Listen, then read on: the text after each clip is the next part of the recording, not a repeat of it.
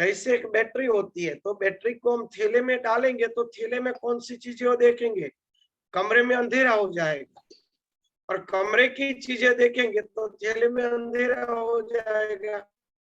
उसी तरह से हमारी जो बुद्धि है वो हमें जगत दिखाती है, तब हमारा आत्मस्वरूप में अंधेरा हो जाता है। जब हमारा आत्मस्वरूप प्रकट करती है शुद्ध होकर, तो जगत का भाव अंधेरा हो जाता है। बस यही है, जो जितना सहज भाव से हमारे अंदर प्रकट हो रहा है कि मैं शरीर हूं, मैं अमुक व्यक्ति हूं, ये जगत है, जगत के पदार्थ है, उतना ही स्वाभाविक हमारे अंतःकरण में प्रकट होगा कि सब भगवान का रूप है और हम भी परमात्मा स्वरूप है। ये स्वाभाविक प्रकट हो जाएगा। उसी को कहते हैं सही ज्ञान, उस बुद्धि को कहते हैं प्रज्ञा, उसको प्रज्ञा कहा जाता है। अभी ये वो अशुद्ध है, वो बुद्धि है, बाद में वो बुद्धि प्रज्ञा बन जाती है। चलो कौन से मंत्र तक आए थे हम लोग जी? 5-6। 5-6। ओके, सुंदर भगवती का सत्संग हो रहा है, अद्भुत। मां भगवती की ही गीता है, ब्रह्म ज्ञान है। जिस प्रकार एक ही दीपक उपाधि भेद से दो प्रकार दिखाई देता है, दर्पण में पड़ी हुई छाई दर्पण भेद से भिन्न होती है, उसी प्रकार मैं ब्रह्म एक होते हुए भी, मैं और ब्रह्म दोनों एक होते हुए भी उपाधि भेद से अनेक हो जाते। हे अज, अज यानी ब्रह्मा, जगत का निर्माण करने के लिए सृष्टि काल में भेद दिखता है। देखो यहाँ पे अज शब्द बहुत अच्छा आया है, तो थोड़े कुछ वेद के मंत्रों के ऊपर भी चर्चा करें। अज शब्द है ना, वो वेद में भी है। अज, अज का एक अर्थ कहा जाता है भेड़, भेड़ और बकरी, जो हम लोग घेटा कहते हैं, वो ऊन उतारते हैं ना, जिसमें से ऊन निकलता है, उसको भेड़ कहते हैं, हम लोग घेटा कहते हैं। तो उसको भी अज कहा जाता है। अज की बलि दी जाती है, सरस्वती को अज की बलि दी जाती है वेद मंत्रों में। मैं मंत्र भूल गया, स्पष्ट रूप से कहा है कि अज की बलि सरस्वती को देनी चाहिए। तो अज का एक अर्थ है ऐसा जौ, ऐसा धान जो बोने पर भी 7 वर्ष पे भी न उगे, धरती में पड़ा रहे, ऐसे धान्य का होम करना चाहिए जो बोने पर उगेंगे नहीं। ऐसा भी एक शास्त्र में रहस्य है, उसको भी अज कहा जाता है। एक अज शब्द ब्रह्मा के लिए भी है। तो ब्रह्मा कौन है? बुद्धि। तो अब समझ गए कि सरस्वती को किसकी बलि देनी चाहिए? हमारी दुर्बुद्धि की बलि दे देनी चाहिए, तभी ज्ञान प्राप्त होता है। बुद्धि की बलि जब सरस्वती को दे देंगे तो ज्ञान प्रकट हो जाएगा। तो अभी जो चर्चा चल रही थी वही इससे कनेक्टेड है। जो बुद्धि जगत दिखाती है, उस बुद्धि की सरस्वती को बलि दे देंगे तो हमें प्रज्ञा प्रकट होगी और वही ब्रह्म का दर्शन करें।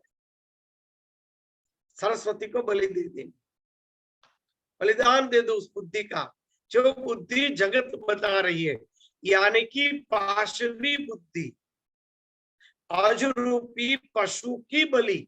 अज यानी बुद्धि, अजरूपी पशु यानी पाशवी बुद्धि की बलि सरस्वती को दी जाए तो कल्याण होता है। वो कौन से दिन? अष्टमी की रात्रि को। अष्टमी को सरस्वती बलि का दिन है। अष्टमी को रात्रि को सरस्वती बलि दी जाती है। बाद में सभी देवताओं की, देवियों की बलि शुरू होती है। सबसे पहली अष्टमी की बलि सरस्वती की है। अष्टमी यानी कि अष्टधा प्रकृति, पंच महाभूत, मन, बुद्धि और अहंकार, ये सबके सब अज के रूप में पाशवी भाव जो है वो सारा का सारा सरस्वती को समर्पित कर दिया, ऐसा अर्थ होता है। एक हे आज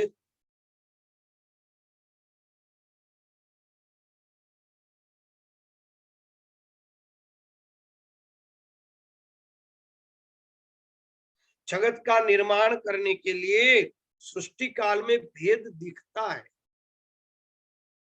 तब दृश्य अदृश्य की प्रतीति होना अनिवार्य है, क्योंकि बिना दो के सृष्टि होना संभव ही नहीं। उसीलिए दो दिखता है, दो है ही नहीं। सृष्टि के प्रलय काल में न मैं स्त्री हूं, न पुरुष, न नपुंसक हूं, परंतु जब सृष्टि उत्पन्न होने लगती है तब पूर्ववत यह वेद बुद्धि के द्वारा उत्पन्न होते हैं।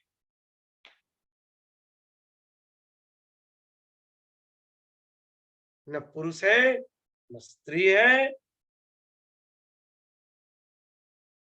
न नपुंसक है।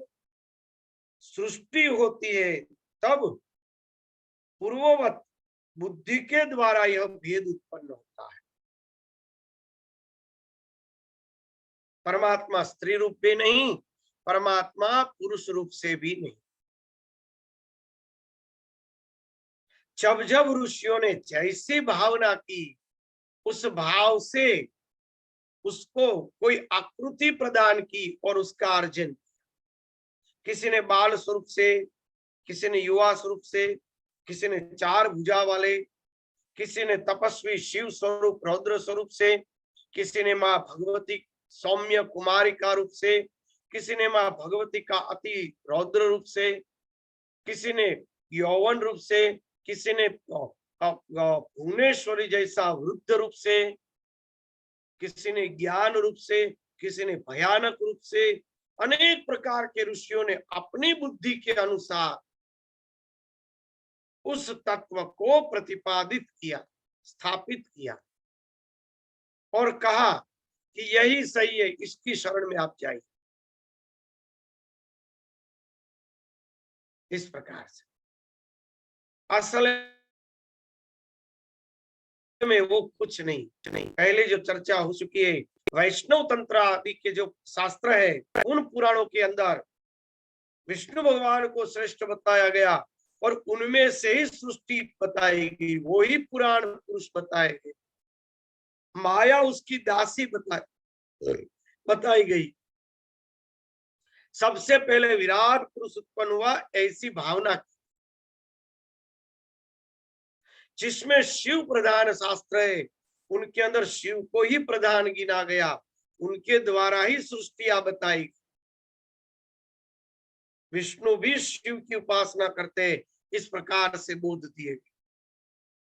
जहां भगवती को श्रेष्ठ बताया गया, वहां ब्रह्मा विष्णु में तीनों उसकी उपासना करते गुण के रूप में। भगवती को, ब्रह्म को भगवती के रूप में बताया गया। जहां जहां पर जिन ऋषि ने जिन वस्तु को स्थापित करना चाहा, उसको प्राधान्य बनाया। और सही बात है ना, उसको प्रधानता देनी ही पड़ेगी। पढ़ने में मेरे ख्याल से 3 आते हैं हमारे गुजरात में। मैं तो 12 तक पढ़ा हूं, मान मान, इसलिए ज्यादा नहीं पता, जो याद है वो कहता हूं। वो विज्ञान, उसको क्या कहते हैं, भूल गया इंग्लिश। एक कॉमर्स होता है, एक आर्ट्स होता है, और तीसरा क्या होता है? साइंस। 3 प्रकार के होते हैं, साइंस, कॉमर्स और आर्ट्स, 3 होते हैं ना। अब जो आर्ट्स में पढ़ेगा उसको आर्ट्स की ही प्राधान्य दी जाएगी, उसको पढ़ाने में वही श्रेष्ठ बताएंगे कि आर्ट्स का ही सर्वश्रेष्ठ होता है, वो लेने के बाद ऐसी ऐसी नौकरी कर सकता है, इतने इतने काम कर सकता है, जो भी उसके फायदे होंगे सब गिनाए जाएंगे, उसको ही श्रेष्ठ बताया जाए। कॉमर्स जो पढ़ेगा उसको वही श्रेष्ठ बताया जाए, साइंस पढ़ेगा उसको वही श्रेष्ठ बताया जाए। तीनों है पैरेलल। जो जैसी पढ़ाई करेगा उसको वही पढ़ाई सर्वश्रेष्ठ बताई जाएगी, तभी तो वो पढ़ने में उत्तीर्ण होगा। आर्ट्स वाले को कहेंगे साइंस ही सर्वश्रेष्ठ होता है, आर्ट्स को आपने खामखा ले लिया, आपकी कोई अब कीमत ही नहीं रही, तो वो बेचारा पढ़ ही नहीं सकेगा। एक ही महीने में वो मेंटली डिस्टर्ब होके रिजाइन दे देगा, भाग जाएगा कि मैं पढ़ूं कैसे, मैं क्या करूं ये आर्ट्स लेकर। तो उसको सर्वश्रेष्ठता बताई जाएगी कि ये जो बड़े अक्ल वाले होते हैं वो साइंस में जाते हैं, खामखा साइंस में जाके वो अपना तो दिमाग खराब कर रहे, अपना समय खराब कर रहे, आर्ट्स जैसी कोई वस्तु ही नहीं है, ऐसा कहेंगे वो लोग। भाई साइंस की जरूरत ही क्या है, इतने बड़े अग्रे सब वो विषय लेकर क्यों परेशान हो रहे हैं। बड़े बड़े विद्वानों के तब नाम दिए जाएंगे कि इतने इतने बड़े विद्वान थे, वो आर्ट्स वाले थे, वो कॉमर्स वाले थे, वो साइंस वाले भी नहीं थे, फिर भी भारत के इतने बड़े विद्वान बन गए, ऐसा भी उसको दिखाया जाएगा। क्योंकि ऐसा मैंने सुना है, सब बच्चे बात करते होते।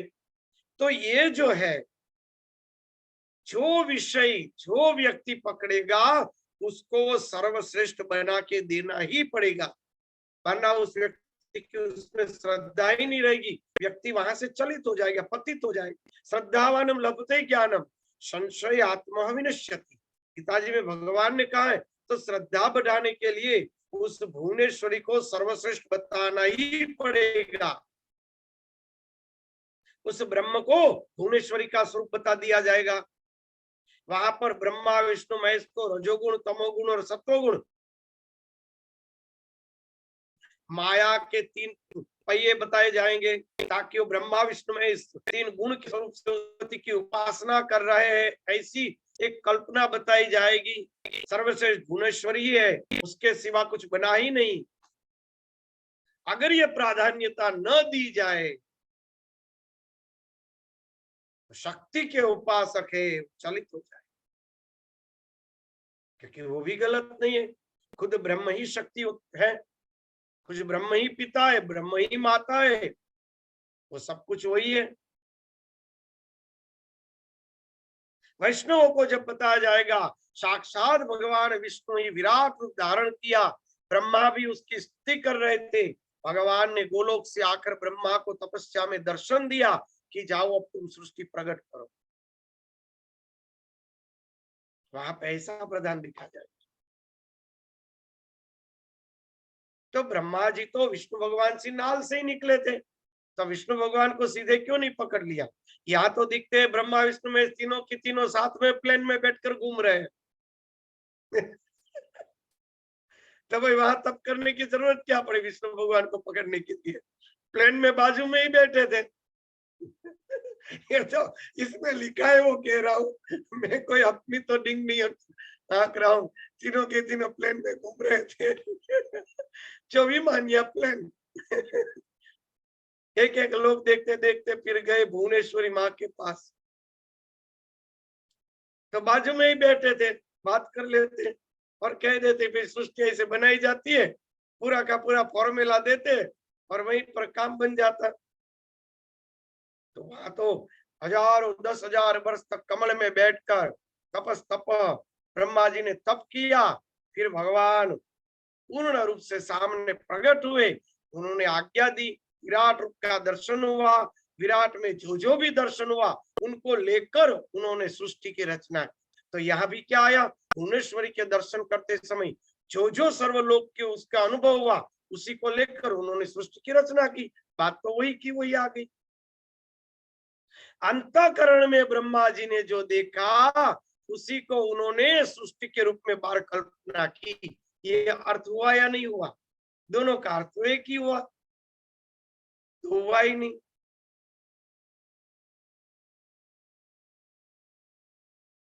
यहाँ पर ब्रह्मा विष्णु महेश रजोगुण तमोगुण और सत्वगुण है। वैष्णव संप्रदाय के अंदर स्थापित करने के लिए वहां पूर्ण परिब्रह्म को, पूर्ण शुद्ध ब्रह्म को विष्णु के रूप में, विराट के रूप में स्थापित कर देते हैं और ब्रह्मा विष्णु महेश को इसके नीचे बताया जाता है।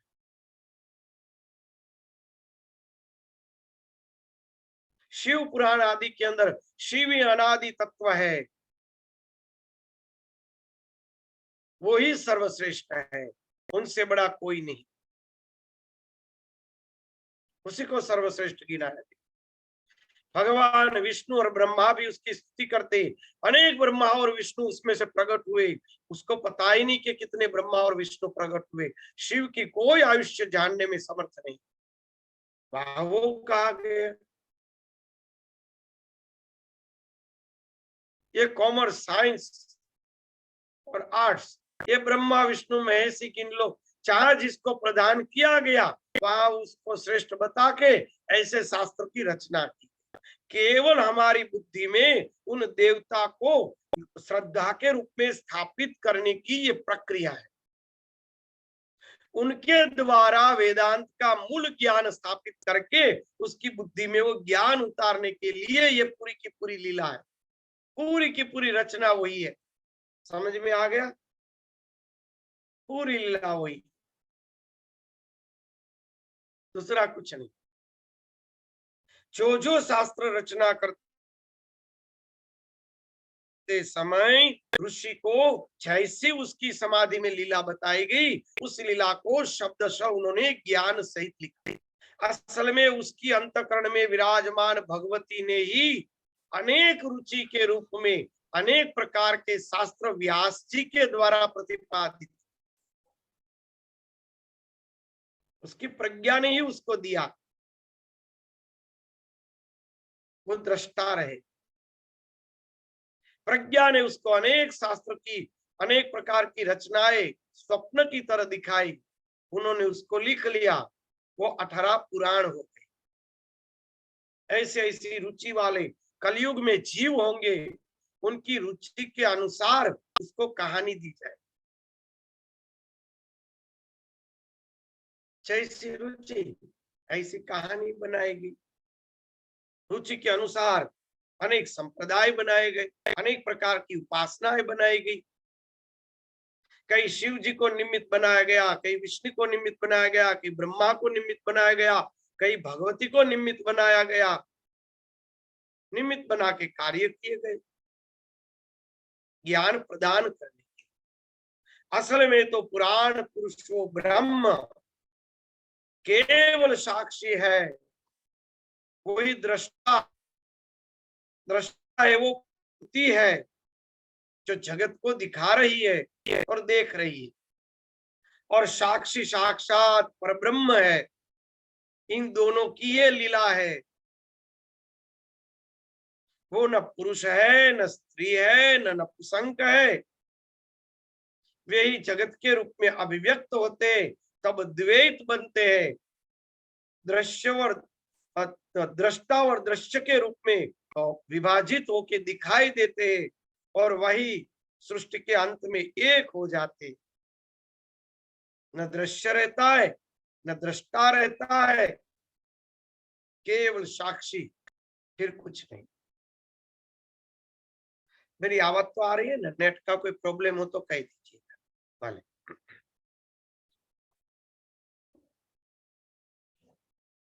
मैं ही बुद्धि, श्री, धृति, कीर्ति, स्मृति, श्रद्धा, मेघा, दया, लज्जा, क्षुधा, तृष्णा, क्षमा, क्रांति, शांति, पिपासा, निंद्रा, तंद्रा, झरा, अजरा।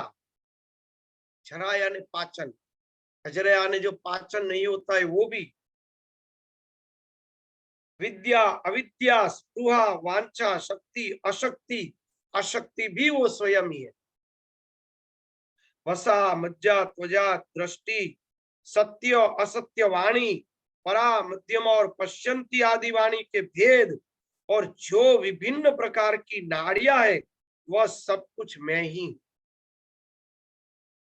गीता जी में भगवान ने कहा वही आका, मेघा, शक्ति, तृष्णा, ये सब कुछ मैं ही हूँ, भगवान खुद बोल रहे हैं ना गीता जी, मेरे से ही ये सब अपोहन, सब कुछ मेरे से ही उत्पन्न होता है। हे पद्मयोनि, आप यह देखिए कि संसार में क्या नहीं हूं। आप यह देखिए कि संसार में मैं क्या नहीं हूं, मुझसे पृथक कौन सी वस्तु है। बोलो, इसका अर्थ क्या हुआ?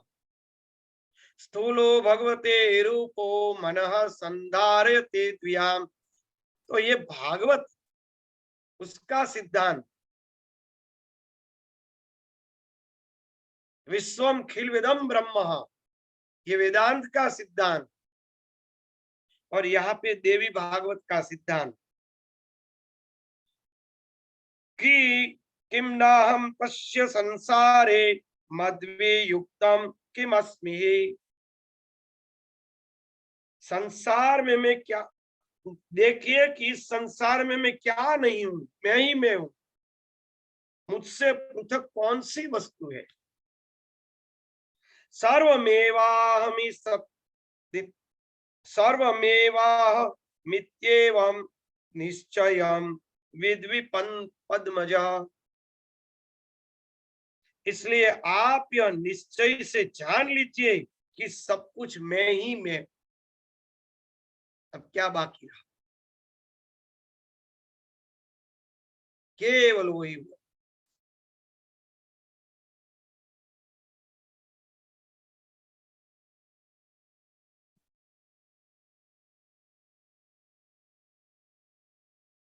वाह, एतेर में निश्चिते रूपेर विहीनम किम वदस्व मे, तस्मादहम विधे चस्मिन् सर्गे वे वितता भवम।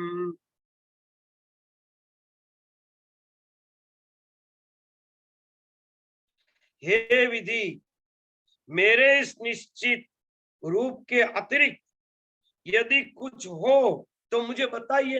मेरे इस निश्चित रूप के सिवा कुछ है ही नहीं, अतः इस सृष्टि में सर्वत्र मैं ही मैं व्याप्त हूं। वाह, मेरे सिवा कुछ बना ही नहीं। इतने समय से हम लोग जो सिद्धांत की चर्चा करते, वही सिद्धांत घूम फिर कर यही पर आ जाए। उसी लिए सर्वश्रेष्ठ साधना माने कही है, क्योंकि भगवती स्वयं माही थी। ये जो शब्द अभी यहाँ है, वो माँ वर्षों पहले हमको कहती थी कि मैं कहा नहीं हूँ, चल बेटा बता, मैं कहा हूँ, चल बता, मैं सर्वत्र हूँ, यह सब कुछ मैं ही बनी हूँ।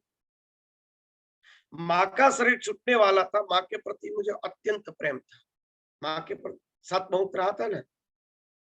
तो माँ ने एक बरस मुझे साधना में घर को भेज दिया, अंत के एक बरस। तो उस समय में माँ के साथ लगभग 3-4 घंटे दलील की। माँ ने कहा तू भी यहाँ नहीं आएगा, मैं कहूँ तब आएगा, तब तक तू भावनगर चला जा पापा मम्मी के साथ। मैंने कहा कि माँ क्यों नहीं आऊं, क्योंकि सप्ताह में 2-3 दिन माँ के पास रहता, 2-3 दिन घर पे रहता। मैंने कहा मेरी कोई भूल हुई तो बताओ। माँ ने कहा कोई भूल नहीं बेटा, मैं कहा हूँ, चल बता, तू यहाँ जसदण आए और मैं नहीं होंगी तो मुझे कहाँ ढूंढेगा बता। मैंने कहा तो राजकोट आ जाऊंगा। माँ ने कहा राजकोट भी नहीं होगा, नहीं होंगी तो क्या करेगा। मैंने कहा माँ ऐसा अटपटा क्यों बोल रही हो। माँ ने कहा मैं कहा हूँ, चल वो बता। मैं कहा नहीं हूँ, सब कुछ मैं ही हूँ। ये तेरे में खाता कौन है, ये पचाता कौन है, ये मैं ही हूँ। तू मुझे बाहर क्यों देख रहा है, चलिए बता, क्या तेरे में मैं नहीं हूँ? ये सर्वत्र मैं ही हूँ। ये जो पदार्थ दिखता है सब पदार्थ में ही हूँ, मैं कहा नहीं हूँ, चल बता। माँ ने 3-4 घंटे मेरे साथ दलील की। मैंने कहा माँ मेरे मगज में तो ये नहीं उतरता, आप मेरे से कोई भूल हो गई है, क्यों आप ऐसा बोल रही हो। माँ ने कहा बस तू साधना में बैठ जा, अब मैं कहूँ तब तुझे आना है। माँ ने फिर 1 ही महीने में जसदण छोड़ दिया, राजकोट चली गई, वहां से जूनागढ़ गए, बीमार हुए और माँ का शरीर छूट गया। बाद में 2-3 बार ही मिला। तो 3 घंटे यही शब्द थे माँ, मैं कौन हूँ चल बता, सब कुछ मैं ही हूँ, मेरे में से ही ब्रह्मा निकलते हैं, मेरे में से ये सब देवता निकलते, मेरे में समाजित हो जाते हैं। तू कहाँ ढूंढेगा मुझे, ये शरीर नहीं होगा तो तू कहाँ ढूंढेगा, चल बता। मैंने कहा माँ हटपटा ऐसा क्यों सिखा रही हो। तब तो हम बच्चे थे। तो ये जो शक्ति है सभी ब्रह्मनिष्ठ महापुरुषों की यही स्थिति होती है। माँ आनंदमयी को देख लो, रामकृष्ण परमहंस जी को देख लो, रमण महर्षि को देख लो, यही शब्द हो। शुद्ध ज्ञान जो है वो यही है। हम सभी उसी तत्व के स्वरूप है। हम जब उस तत्व को प्राप्त हो जाएंगे तो सब कुछ हमारा ही स्वरूप है। हम कहा नहीं, सर्वत्र है। हमारे अंतःकरण से ही ये सृष्टि बाहर आभासित होती दिखाई देती है और फिर से वो हमारे अंदर ही समाहित हो जाती है। जैसे स्वप्न में सृष्टि प्रकट होती है और स्वप्न में विलीन हो जाती है, जागृत के स्वप्न। उसी तरह से सभी सृष्टियां हम लोगों में से ही प्रकट होती है और हम में ही समाहित होती है, हमें पता नहीं। ये हम सबकी अवस्था है, अकेले उन महापुरुषों की नहीं। वो महापुरुष और हम लोग दो है ही नहीं, वो तो हम लोगों की भ्रांति है कि हम दो है, भ्रांति है, दो है ही नहीं। हम स्वामी सबका जी, अंतरात्मा ही वो आत्मनिष्ठ महापुरुष है। बोलिए विष्णु भैया। स्वामी जी को दंडवत प्रणाम। स्वामी जी, प्रणाम प्रभु, जब आप बोलिए। ये अद्भुत बता रहे हैं, बड़ा अद्भुत है ये विषय तो कभी पहले सुना नहीं, वो कभी जाना भी नहीं। अब जब आप ये बोलते हैं कि ब्रह्मा विष्णु महेश भी वो जीव मात्र, मैंने एक तरह से जीव माने, वो जीव ही है, वो परम ब्रह्म जो है उनसे बिल्कुल परे है। तो हम हाँ, भक्ति जब किसका करें, जब इनका करें या परम ब्रह्म है जो उनके ध्यानस्थ रहे, उनको उनके बहुत ही ध्यानस्थ रहे। बढ़िया, बहुत बढ़िया। देखो इसीलिए सबसे पहले शुरुआत मैंने वही की थी। आपका प्रश्न बहुत बढ़िया है, चिंतनीय है। शुरुआत मैंने वही की थी। आप जिस स्वरूप को पकड़ो उस स्वरूप को शुद्ध ब्रह्म के रूप में पकड़ो, किसी देवता के रूप में न पकड़ो, शुद्ध ब्रह्म के रूप में पकड़ो। आप कृष्ण को पकड़ के बैठे तो उसी में से ब्रह्मा विष्णु महेश भगवती सब उसी में से प्रकट हो रहे। कृष्ण मेरा ही रूप है, मेरा मूल रूप कृष्ण है। आप शिव को पकड़ रहे हो तो उसी में से ब्रह्मा विष्णु महेश सृष्टिया भगवती सब उसमें से उत्पन्न हो रहे, मेरा मूल रूप ही शिव है। आप राम को पकड़ के बैठे तो वही राम पर ब्रह्म है। देखो रामायण, राम के अंदर से ही ब्रह्मा विष्णु महेश निकले, तुलसीदास जी के शब्द है। ब्रह्मा विष्णु महेश जिसकी स्तुति करती है वो राम है, नहीं है शब्द स्पष्ट रूप से है। मैं चौपाई मुझे याद नहीं, स्पष्ट चौपाई है उसमें। भरत जी विष्णु अवतार है, विष्णु भगवान की भी उसकी स्तुति करते हैं। तो जिस देव को भगवती को पकड़ो तो भगवती वही है। किसी भी स्वरूप की आप उपासना करो वो आपका ही अंतकरण में विद्यमान शुद्ध ब्रह्म का स्वरूप है, वो ही सब कुछ बन रहा है। इस प्रकार से आप उपासना करें।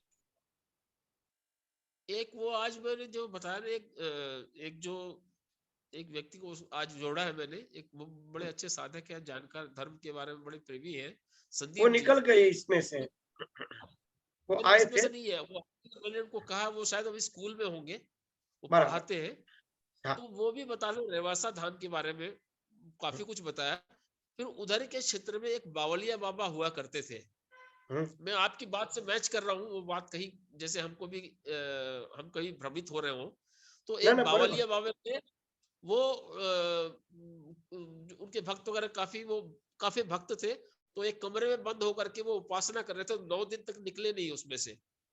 तो लोग भक्त वगैरह गए, खटखटाया, कहीं वो क्या हो गया उनको, क्या नहीं हो गया। तो खटखटाए तो वो मतलब वो दरवाजा तोड़ा उन्होंने। तो वो पूरा समाधिस्थ थे और वो भगवती के साथ बात कर रहे थे, ऐसा उनको समझ में आया। वो कहीं बात कर रहे, बुदबुदा रहे और कुछ आवाज आ रही है। तो जब वो गेट तोड़े तो वो उनका समाधि भंग हो गई। तो पागल हो गए और बिल्कुल बाहर निकल के माँ माँ चिल्लाने लगे, चित्कार करने लगे, काफी वो पागल जैसे हो गए। तो 2-3 दिन तक उनकी यही अवस्था रही। तो संभवतः 2-3 दिन के बाद में माँ ने वापस प्रकट होकर उनको कहा कि तुम एक काम करो, तुम इधर में एक शमशान है, लो वहीं पे रहो और वहीं पे रह करके तुम ड ड ड ड ये मंत्र का उच्चारण करो, ड ड ड ड ड ड ड ड।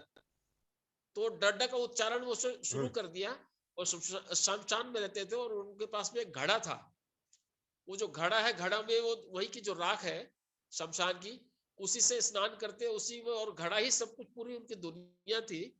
और जो अभी जो वर्तमान में बिरला जी है, जेके बिरला, उनके जो गार्जियन थे, वो उनके पास में दर्शन के लिए गए थे। तो बताते हैं कि वो साक्षात लोगों ने देखा है, उनको पूरा बताया कि ये तुम्हारा उद्भव कहाँ से होगा, तुम्हारे तुम्हारे व्यवसाय कहाँ से चमकेगा, ऐसा कुछ बताया उनको, और भक्ति कैसी रहेगी, तुम्हारे पास में वेदोक्त धन आएगा, तो तुम दक्षिण की तरफ में जाओ। तो ऐसा काफी लोगों के पास में जो भी उनका बड़ा चमत्कार उनको देखने को मिलता था, लेकिन वो पूरा अपना बड़म दास थे, उसी में प्रसन्न रहते थे, शमशान में रहते थे। तो स्वामी जी, मैं वो बात कहता हूँ जो आपने कहा कि भगवान जो है, जो जप का है, अब वो जो डा डा बोलिए डा बोलिए। बोल रहे हैं, वो डा डा मंत्र है कि मंत्र है ही नहीं, सिर्फ ब्रह्म की भावना में रहना है, उन्मुक्त अपने को ऐसे ही करना है, कुछ भी बोले। जैसे आप, मुझे मालूम है एक बार आप उपहास में भी बोल रहे थे, भैंस भैंस बोलो, जाएगा उधर ही देखो भगवान के पास। जी उसमें क्या है कि ऐसे महापुरुष अंत में क्या होता है, साक्षात्कार के अंत में वो अपने जो इष्ट देव होते हैं ना, उसके साथ तद्रुप हो जाते हैं, वो स्वयं ही इष्ट बन जाते हैं। अच्छा। वो ही शुद्ध साक्षात्कार है। अंत में वो और इष्ट दो रहते ही नहीं। रामकृष्ण परम जी को कैंसर हुआ तो माँ काली की डोक भी ऐसे नमी हुई इसको दिखाई देती थी, काली को भी कैंसर था। तब उन्होंने जवाब दिया, मैं और काली दो है ही नहीं। ये जो आप बाबा की बात करें, वो और भगवती दो अलग ही रहते ही नहीं, तभी तो वो ऐसे एकत्वता हो जाती है। और ये ब्रह्मनिष्ठ महापुरुष के लक्षण है। और बाद में तो वो प्रारब्ध अनुसार कोई भी लीला करते, कोई श्मशान में रहते, कोई राजा महाराजा की तरह रहते, कोई दिगंबर वेश में भ्रमण करते, कोई सामान्य रूप से गृहस्थ की तरह रहते, फिर तो स्वतंत्र है ना। अपने स्वप्न के अंदर हम स्वतंत्र है, ये जगत पूरा उसका स्वप्न रूप है, वो तो स्वतंत्र है, मन में आए कि ऐसी लीला करेंगे, उसको कोई बांध नहीं सकता, क्योंकि माया उसके अधीन है, वो स्वयं ही ईश्वर है। बाद में तो बराबर है, स्वयं ईश्वर है। हाँ स्वामी जी। बहुत सुंदर।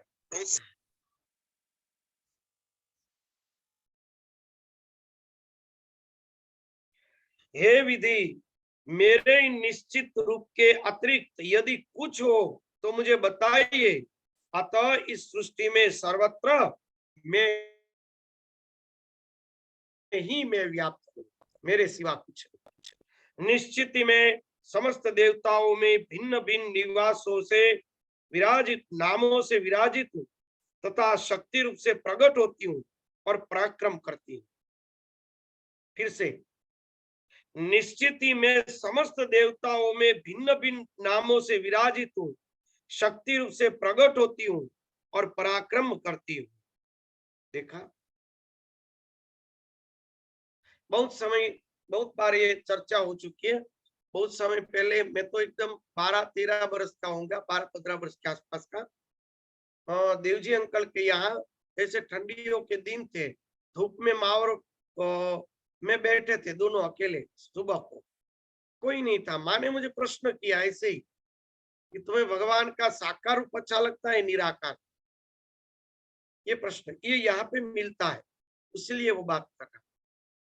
तो मैंने कहा, माँ भगवान का मैं तो साकार रूप की पूजा करूं, उनसे लीला करे, आनंद करे, कितना बड़ा आनंद आएगा।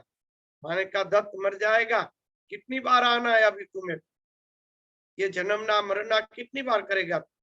मैंने कहा, क्यों माँ ऐसा क्यों करती हो, आपके पास तो बाल स्वरूप नित्य भगवान का रहता है, शिव जी आते, देव देवता आते, आपका पूजन करते देव देवता, तो ये सब क्या है, आप तो सगुर साकार रूप में रहते ही हो। माने कहा, बेटे पहले उनसे मिल जाओ, बाद में जो होगा ये हमारा ही स्वरूप होगा, मैं ही कृष्ण बनती हूँ, मैं ही शिव बनती हूँ, मैं ही देवी देवता बनती हूँ, और मेरे ही अंदर वो फिर से समाहित हो जाते, मेरे सिवा कुछ बना ही नहीं है। अगर ये हो जाए, बाद में लीला करे, तो वो लीला कभी भी बंधन रूप नहीं होती। मीरा, नरसी, रामकृष्ण परम जी, उन सब ने इस भाव से लीला, फिर बंधन नहीं। तो यह ये बात आ रही, भगवती ये कह रही है कि सब देवी देवताएं मेरा ही स्वरूप है,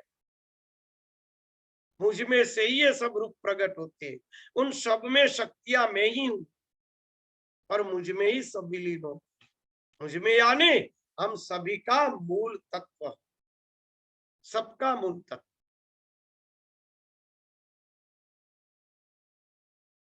सबका एक ही तत्व है। पूरे भारत में टावर एक ही है, कोई जियो, कोई वोडाफोन, अलग अलग नाम से फिर कंपनी उसका उपयोग करके अपने वाइब्रेशन छोड़ेंगे, टावर तो एक ही रहेगा। सबको बीएसएनएल का ही आधार लेना पड़ता है, जाएंगे कहाँ? बराबर है ना? तो उसी प्रकार से कंपनी अलग अलग है, काम एक ही है, क्योंकि उसकी शक्ति तो एक ही है। कंपनी के नाम अलग अलग है, केवल भाव अलग अलग है, प्राइस अलग अलग है, बाकी नेट तो एक ही है। वो तो दो प्रकार के हो ही नहीं सकते, एक में लाल रंग के किरण आते हैं और एक में ब्लू रंग के किरण, ऐसा तो बनता ही नहीं। कोई उसको वोडाफोन के नाम से प्रकाशित करेगा, कोई जियो के नाम से प्रकाशित करेगा, कोई बीएसएनएल के नाम से प्रकाशित करेगा, नेट तो एक ही है ना, वो दो कैसे हो सकते? चलो बताओ।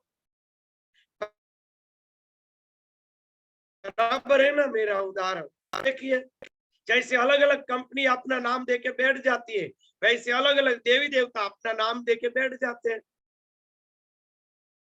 हमें तो उसका मूल सूत्र ही पकड़ना है, और वो कहाँ है? हम सबके अंदर, बाहर है ही नहीं। ये समझाना चाहती है भगवती कि हमारा साक्षी रूप जो है, इनडायरेक्टली बार बार माँ ने कह दिया मैं सबकी साक्षी हूँ, मैं सबकी दृष्टा हूँ, बार बार कह दिया, बाद में कह रही है कि ये सब कुछ मैं ही हूँ, यानी कि हमारा साक्षी और हमारा दृष्टा ये सब कुछ बना हुआ, उनमें से ही देवी देवता प्रकट होते, उनमें से ही सृष्टियां प्रकट होती, उनमें से ही ब्रह्मा विष्णु महेश यानी कि मन बुद्धि अहंकार प्रकट होते, दूसरा बना ही नहीं, कुछ नहीं बना। हाँ स्वामी जी, तो फिर ये भगवान कृष्ण जो बोलिए प्रभु। जो हाँ। कहते कि मुझको समर्पण कर मुझ में ही समाहित हो जा, मेरी शरण में आ जा, तो ये ब्रह्मा ही कह रहे हैं क्या? उनका कहने का मतलब ब्रह्मा ये नहीं, ब्रह्मा ही? ये हमारा अंतरात्मा कह रहा है, ब्रह्म, शुद्ध ब्रह्म। ब्रह्मा और ब्रह्म दोनों अलग बात है। अच्छा अच्छा, हाँ ठीक बात, ब्रह्म भी अलग ठीक है बात। और ब्रह्मा भी अलग है, और शुद्ध ब्रह्म वस्तु अलग है। ब्रह्मा तो बुद्धि के रूप में प्रस्थापित किए गए, बराबर। अच्छा अच्छा, तो शुद्ध शाश्वत जो है वही। तो भगवान कृष्ण का यही कहना था, ब्रह्म भाव में आ जाओ। हाँ, भगवान कृष्ण ने सब हमारे अंतरात्मा के रूप में ही बोले हैं गीता जी। तो गीता जी के अंदर बहुत बढ़िया से विस्तार से बात हो गई कि वो कोई और नहीं, बराबर नहीं, हमारे जो अर्जुन है वो हमारा जो मंद वैराग्य है वो ये अर्जुन है, और भगवान कृष्ण ही हमारा दृष्टा अंतरात्मा है, वही तो मंद वैराग्य को समझा रहा है, केवल मेरी ही शरण में आ। भगवान की शरण में जाने यानी शांति से बैठ जाना, कुछ नहीं करना, शांति से बैठ जाओ, तृप्त हो जाओ, भगवान की शरण में ही हो। भगवान कहाँ है, कहाँ ढूंढेंगे? हमारे अंदर, ये हमें दिखाने वाले ही भगवान है। कौन जगत दिखा रहा है? यही है, भुवनेश्वरी है, वो ही भगवान है, वो ही गुरु तत्व है, वो ही ईश्वर है, वो ही विष्णु है, वो ही शिव है, जो हमारे अंदर बैठकर ये जगत आपको बता रहा है। और कौन है?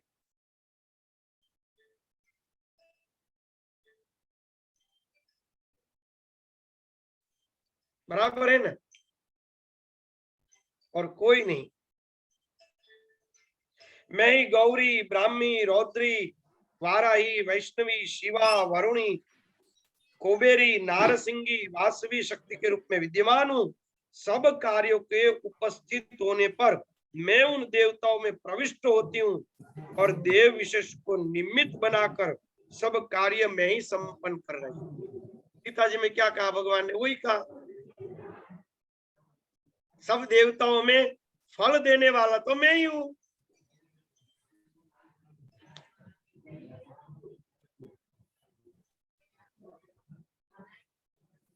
मैं ही फल देता हूं, मेरे बिना कौन फल देने वाला है?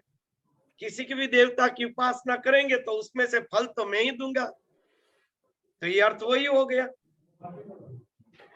हाँ मिथिलेश भैया, आप कुछ कहना चाहते हैं? स्वामी जी प्रणाम। प्रणाम प्रभु। कह रहे कि ये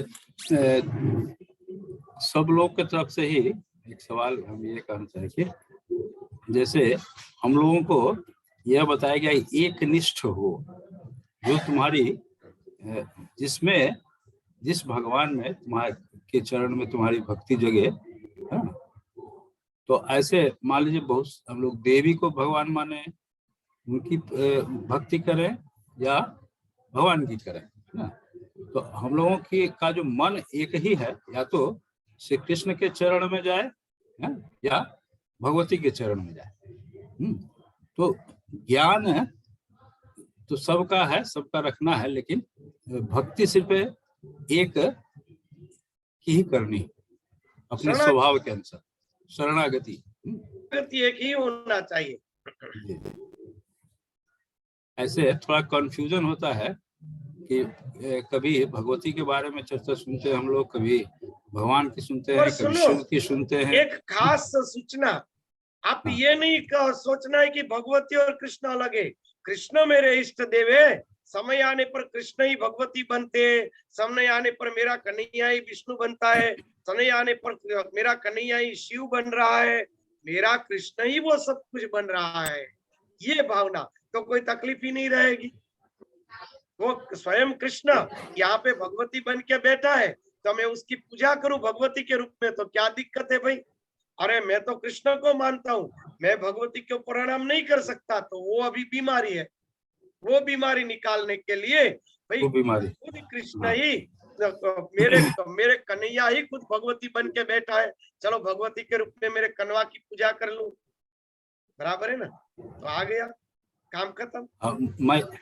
मैं अपने योग माया का आश्रय लेकर शरीर अवतार लेता हूँ, कहते हैं भगवत गीता में। अपने योग माया का मतलब भगवती का आश्रय लेकर ये शरीर की रचना करता हूँ, भगवत गीता में से लिखा है। तो इस तरह से उनका शरीर भगवती का है, क्योंकि भगवती द्वारा निर्मित है, इसलिए श्री कृष्ण का जो विग्रह है। एक मिनट मिथिलेश भैया को पूरा कर लेने दो, बहुत बढ़िया बात है। बोलिए बोलिए मिस्टर भैया। हाँ तो मेरी समझ है, ये नहीं करते कि कहते हैं कि मैं योग माया का आश्रय लेकर प्रकट होता हूँ या शरीर धारण करता हूँ। योग माया ही मेरा शरीर धारण, ऐसे तो मैं सर्वव्यापक हूँ, लेकिन जब मेरी आवश्यकता होती है तो मैं इस तरह से योग माया का आश्रय लेकर शरीर धारण करता हूँ। तो हम लोग उसको बोलते हैं कि भगवान का जो शरीर है वह योग माया का है, अर्थात भगवती उनके शरीर में, उनके जो वो दिखाई दे रहे हैं, जो दृश्य दिखाई दे रहा है, जो शरीर उनका दिखाई दे रहा है, वह और कोई नहीं भगवती ही है। इसलिए राधा को उनसे और उनसे राधा को हम लोग जैसा है ना कि कृष्ण और राधा एक ही है ना, एक ही तो है नहीं, अभिन्न। तो इसका तत्वार्थ हम लोग इसको इस तरह से देखते हैं। और भगवती को और भगवान को एक साथ देखना, एक में ही समाहित देखना, ये ज्यादा सुकून देता है अलग अलग सोचने के बजाय। बहुत बढ़िया, वो श्रेष्ठ है, क्योंकि वो दो है ही नहीं। दो है ही नहीं। शिवलिंग जो है, शिवलिंग की उपासना करेंगे, वो पत्थर है तो पत्थर प्रकृति का ही रूप है, फिर भी मानते हैं शिव, तो शिव शक्ति कहाँ अलग रहे, दोनों एक ही है, बराबर ने। हर जगह हर देवी देवता सब एक ही है, दो है ही नहीं। दो मानते हैं वही अलग है, मेरे ही कन्हैया भगवती बनते हैं, मेरे ही कन्हैया। जैसे तंत्र वाले क्या कहते हैं कि 10 महाविद्या जो है, उन्हीं ने 10 विष्णु के 10 अवतार धारण किए, तो 10 महाविद्याओं को 10 विष्णु अवतार में उसको उन्होंने प्रस्थापित कर दिए। कृष्ण काली के अवतार है। इसमें अध्याय 13 में भगवत गीता के उपद्रष्टा अनुमंता च भर्ता भोक्ता महेश्वर परमात्मा, इस देह में स्थित यह आत्मा वास्तव में परमात्मा ही है। वह साक्षी होने से उपद्रष्टा और यथार्थ सम्मति देने वाला होने से अनुमंता और सबका धारण पोषण करने वाला होने से भर्ता और जीव रूप से भुक्ता और ब्रह्मा आदि का स्वामी होने से महेश्वर और शुद्ध सच्चिदानंद घन होने से परमात्मा, ऐसा कहा गया है। तो इस तरह से आत्म तत्व जो भगवान का ही है। एक बढ़िया सा आपको उदाहरण दूं, मुझे याद है, मैं एक उदाहरण तो बहुत बढ़िया मुझे याद आया। जैसे आप एक तो डॉक्टर साहब के नाम से जाने पहचाने जाते हैं, बराबर। दूसरा आपका एक नाम मिथिलेश भैया है, आपके बचपन में कोई और नाम भी होगा छोटा सा, बराबर बराबर। फिर आपके बच्चे आपको पापा भी कहते हैं, आपके पत्नी आपको पति कहती है, और आपके माता पिता आपको बच्चा कहते हैं, और आपकी बहन आपको भाई भी कहती है। अब वो सब झगड़ा करे कि डॉक्टर है ना, वो भाई ही हो सकता है, वो पति नहीं है। तो अरे पति है वही डॉक्टर है, तो वो कहेंगे नहीं वो बच्चा है वो डॉक्टर है। तो वो सबके सब जो है केवल अपनी अपनी भावनाओं से नाम अलग अलग हो गए, बाकी डॉक्टर तो मिथिलेश भैया एक ही रहेंगे। एक ही रहेंगे, एकदम सही, बहुत अच्छा। उसी तरह कोई भगवती मान ले, कोई कृष्ण मान ले, कोई उसको राम मान ले, कोई शिव मान ले, कोई विष्णु मान ले, कोई कदाच भैरव मान ले। भैरव को भी देखो, ब्रह्मा जी का मस्तक काट दिया, विष्णु भगवान की भैरव की उपासना की, तो उसमें भी वही नाटक दिखाई दिया। वैसे बच्चों को समझाने की बात है। एक और श्लोक में, इसी 13वें अध्याय का 16वां श्लोक है, उसमें कहते हैं कि वह परमात्मा विभाग रहित एक रूप से आकाश के सदृश परिपूर्ण होने पर भी चराचर संपूर्ण भूतों में विभक्त सा प्रतीत होता है, तथा वह जानने योग्य परमात्मा विष्णु रूप से भूतों को धारण पोषण करने वाला, रुद्र रूप से संहार करने वाला और ब्रह्मा रूप से सबको उत्पन्न करने वाला। यानी कि ब्रह्मा विष्णु में तीनों से परे है, वो तो साबित हो गया। जो यही पर है, बढ़िया। तो ये दो श्लोक जो है हमको इसका माने एकत्व का, भगवान और भगवती या अन्य जो भी शिव हैं, पार्वती हैं, सब एक ही तत्व है और दूसरा नहीं। और लेकिन हम लोगों का की जो भक्ति है, शरणागति है, वह किसी एक के चरण में लगने से ही है, तभी सिद्धि है। और शरणागति ऐसी होनी चाहिए कि वो एक ही सब कुछ बनाए, केवल एक को पकड़ना और दूसरों को छोड़ देना नहीं, वो एक ही सब कुछ बनाए। इसलिए सबकी स्वीकृति करनी पड़ेगी, किसी का अनादर नहीं चलेगा, क्योंकि सब कुछ वही बना है, उनके सिवा कोई है ही नहीं। बराबर है ना? बराबर। दूसरा कहिए, आपकी बहन कहेगी आपके पत्नी को कि आपके पति को मैं घर में नहीं आने दूंगी, मेरे भैया को ही आने दूंगी, तो ले जाओ। दोनों एक साथ घर में घुसेंगे, क्योंकि अब पति भी है और अब भैया भी है, क्या करेंगे, उसमें से अलग निकाल ही नहीं सकते। हम कहेंगे कि भाई मैं तो कृष्ण को मानता हूँ, मैं माँ भगवती को प्रणाम नहीं कर सकता, तो वो दोनों एक ही है। तो आपने तो अनादर अपने कृष्ण का ही किया, तो है ही नहीं। एकदम सही स्वामी, सुंदर चर्चा हुई आज, और आप आते ही रहना अभी, क्योंकि ये भगवती का बहुत अच्छा संवाद है, आनंद आएगा इसमें। और आपको अच्छा लगे वहां पे बीच में आप सत्संग भी कीजिएगा, आनंद आएगा। चलो आनंद के लिए मंत्र मंत्र 13 से 15 तक आए थे हम लोग, 13, 14 और 15 बराबर।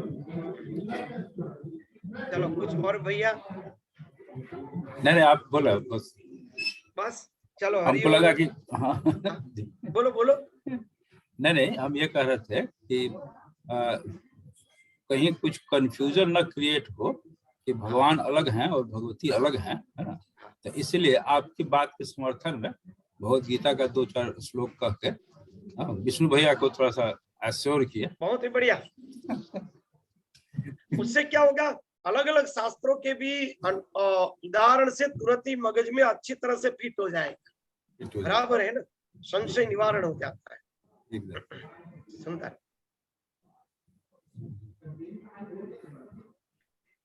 चलो हरिओम।